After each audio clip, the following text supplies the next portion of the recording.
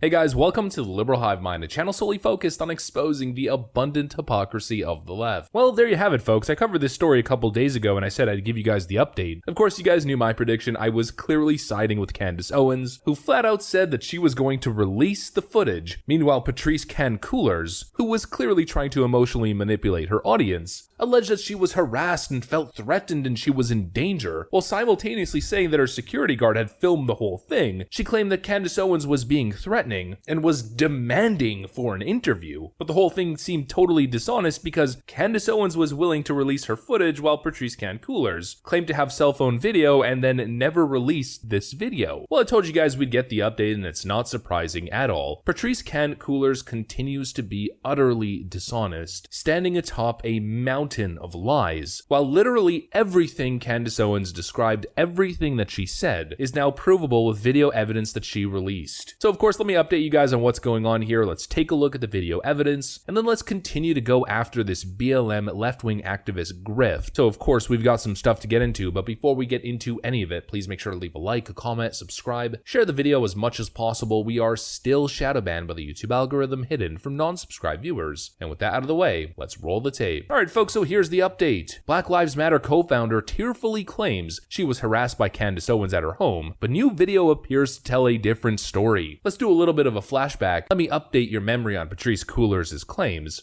The right-wing media and right-wing pundits are creating have created an incredibly dangerous environment for me. Y'all, I really need my family to be safe. I need to be safe. I need my child to be safe. And what happened this morning is not safety. That's what Patrice Coolers said. Candace Owens on the other side said this. He went to the property and asked if there was anyone that we could speak to. Very politely, by the way. We've got cameras in tow, so there's no way she can, it's all on camera. And then of course, one side is honest, the other side is utterly dishonest. Candace Owens has the receipts. Hello. I was just looking to speak to whoever is at this property because it's listed as the Black Lives Matter property. Sir? Hello? The fact that she's came outside my house and demanded things, harassed me, is unacceptable. We're not trying to harass you. We'll gladly leave. We're just wondering if we can speak to anybody. Y'all, I really need my family to be safe. I need to be safe. I need my child to be safe.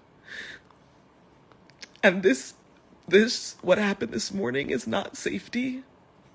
Thank you, sir. Have a great day.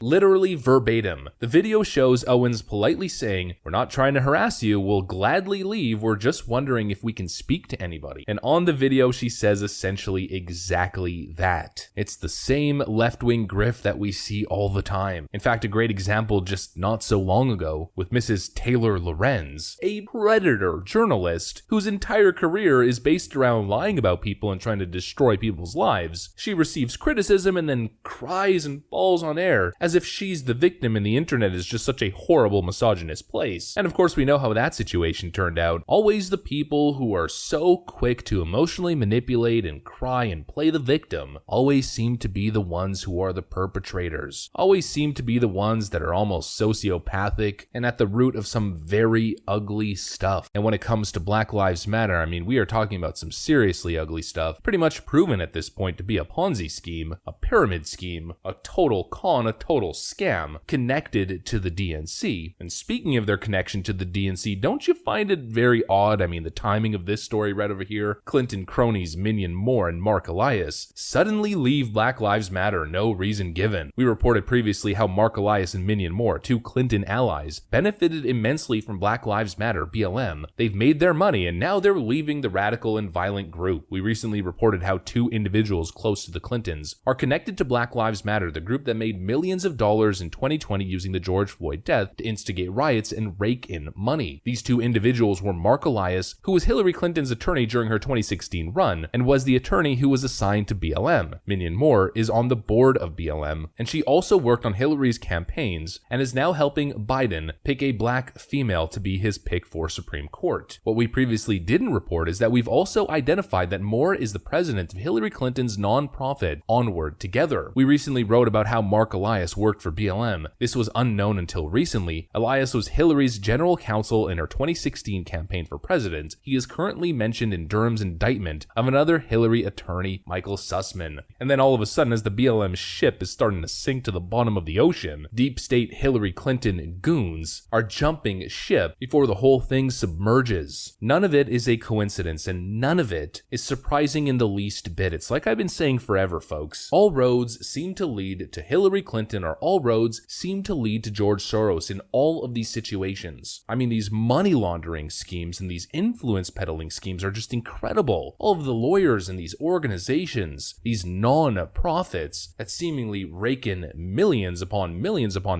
in profits, money being funneled all over the place through all of these different organizations, and all of these individuals just miraculously becoming millionaires out of nowhere. What we have now are little crumbs, but it paints a picture. It's also being reported that the attorneys of BLM were paid over $12 million in 2020 alone. The most high-profile Black Lives Matter group in the nation spent almost a quarter of its donations in 2020 on consultants and lawyers, thedailymail.com revealed. IRS documents obtained by thedailymail.com show the group blew $12.7 million out of the $60 million in donations it received following the outcry over George Floyd's death on, quote, professional fees. The costs refer to accountants, lawyers, consultants, and contractors utilized by the organization, which includes a high-power law firm Hillary Clinton retained for her 2016 presidential campaign, where attorneys bill $750 an hour. Folks, nearly 25% of the $60 million in donations was classified under professional fees. You know what people do when they want to just fake an invoice, give money to a family member, or funnel some cash to themselves through their company? They write consultant fees or consultation. Except we're not talking about like $2,000 that you're giving to your cousin or that you're sending to your in-laws. We're talking about $12.7 million,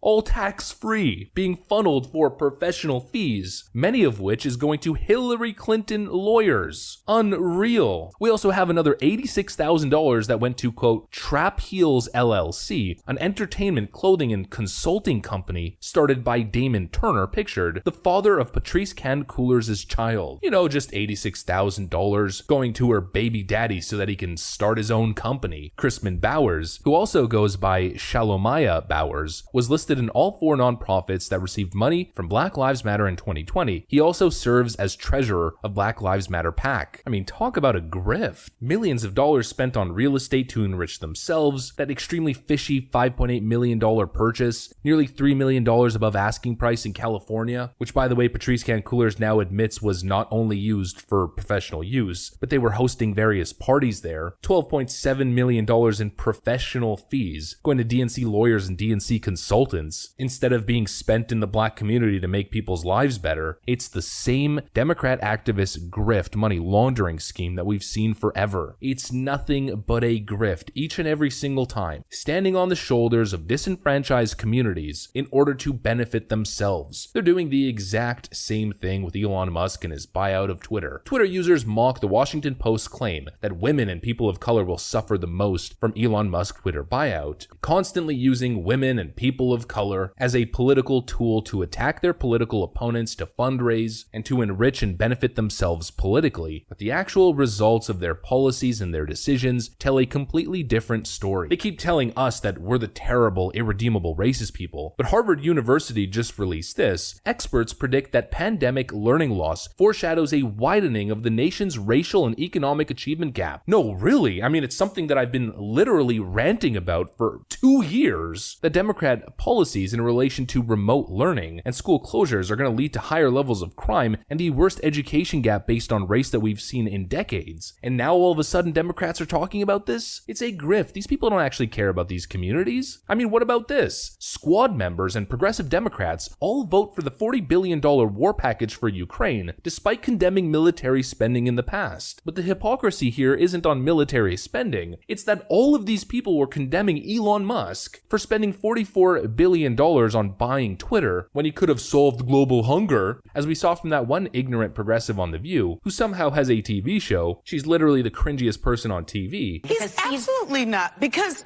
if you have $44 billion and you use it to buy Twitter, you make bad decisions. Yeah. We have all the information we need.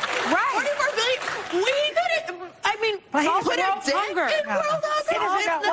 But he doesn't know what to do with. It's the same as that old change. So Elon Musk spending $44 billion to save free speech online is bad, and he should have spent that money to solve world hunger or whatever, racial inequality issues in America. But the US government spending $40 billion and even more than that on arms and munition to finance a war in Eastern Europe, instead of spending it locally to help minority communities and disenfranchised communities, well, that's totally A-okay. These people are hypocrites. It's nothing but money laundering scheme after money laundering scheme on the shoulders of these disenfranchised communities. They use you as pawns for their own benefit, for the benefit of the wealthy elite and the Democrat connected. There is nothing honest and nothing genuine about their activism, and especially not their policies. And it's why we see this utter hypocrisy over and over again. Actually, here's a great example. This will be the last one, I promise, and the video will be over. It's getting a little long at this point. Woke NBA to hold preseason games in United Arab Emirates, where being part of a specific community, I'll try to be as vague as I can so the YouTube algorithm doesn't come after me, but being part of that community is punishable by the loss of your life, yet they canceled the game in Charlotte in 2016 over bathroom laws. The same hypocrisy that we see all the time from Disney, Apple, and all these other woke organizations. And of course, the NBA being at the forefront of this level of hypocrisy. They claim to be allies of specific communities and then enrich themselves off other countries and their human rights abuses. Absolutely despicable hypocrisy, but shows you exactly who these Democrat elitists really are. That's what I got for you guys. Apologies for this video being a little bit long-winded and going on forever, but if you guys enjoyed it, make sure to leave a like, a comment, subscribe. I'm gonna get back to work. I want to thank you guys for watching, and I'll see you on the next one.